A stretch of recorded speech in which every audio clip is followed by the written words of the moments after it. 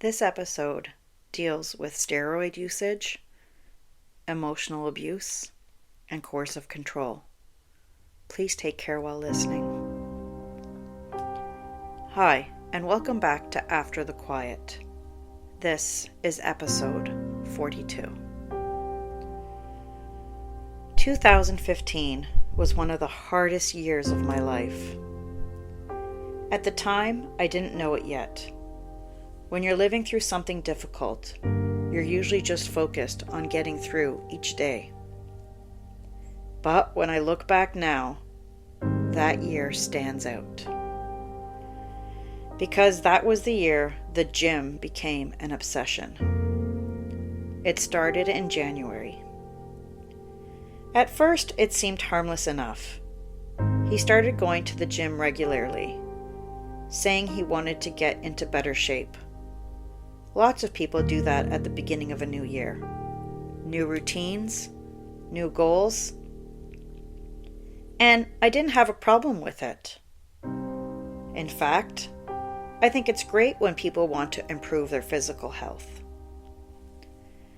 But very quickly, the gym stopped being something he did, and it became something that controlled our entire evening. He started going every single night. Not for an hour, not for a quick workout. Sometimes for 3 hours at a time. Every night. And then the frustration started. He wasn't getting the results he wanted as quickly as he hoped. So he found a solution. He bought steroids from someone he knew at the gym. I remember the first time I noticed the supplies appearing in the house. Pill bottles, syringes, little vials of liquid I didn't recognize. I didn't know what he was taking. I didn't know how much. I didn't know how often.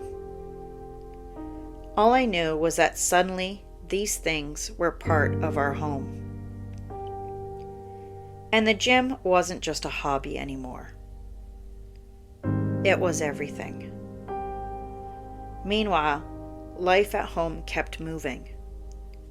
3 kids, full-time work, a house to run, laundry, meals, school routines, and bedtime.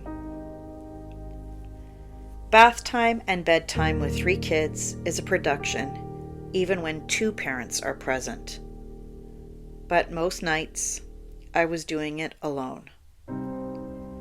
He would leave for the gym in the evening and be gone for hours.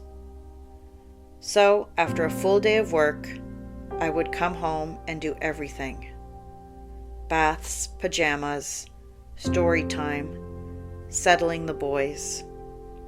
And my daughter was still nursing to sleep at that point, which meant bedtime wasn't quick. It was long and quiet and required patience and presence. By the time the house was finally still, I was exhausted, completely drained. The kind of tired that sits deep in your bones. But there was another rule I had to follow. I had to stay awake. Because if I fell asleep before he got home from the gym, there would be anger. He would wake me up. Not gently, not with understanding, with frustration, with accusations. Why didn't you wait for me? And the reason he expected me to be awake was always the same. He needed sex. It didn't matter that I had been up since early morning.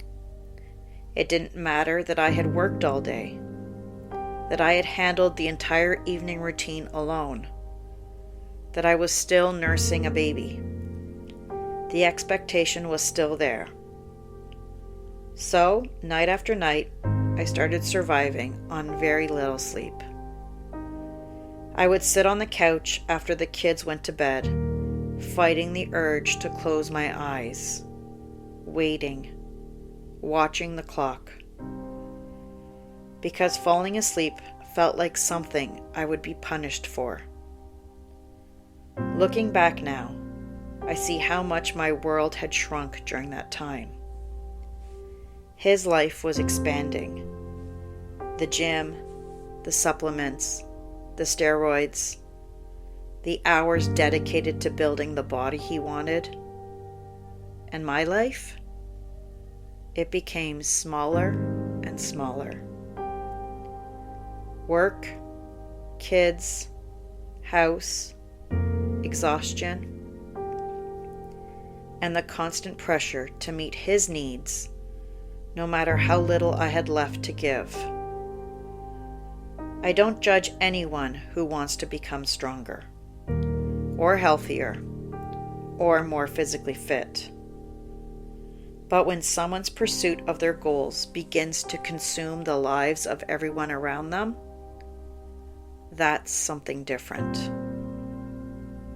And in 2015, the gym wasn't just changing his body.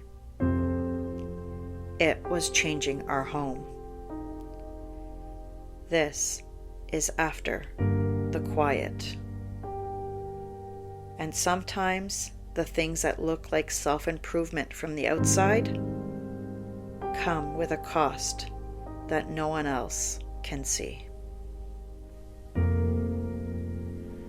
Please remember to subscribe to this podcast and share it with others who might need to hear my story. And also join me on Instagram at after.the.quiet.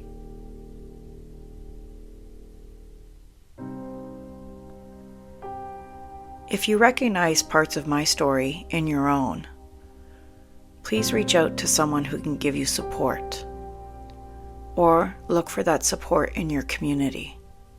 You are not weak for needing help. You are human. Your voice deserves to be heard.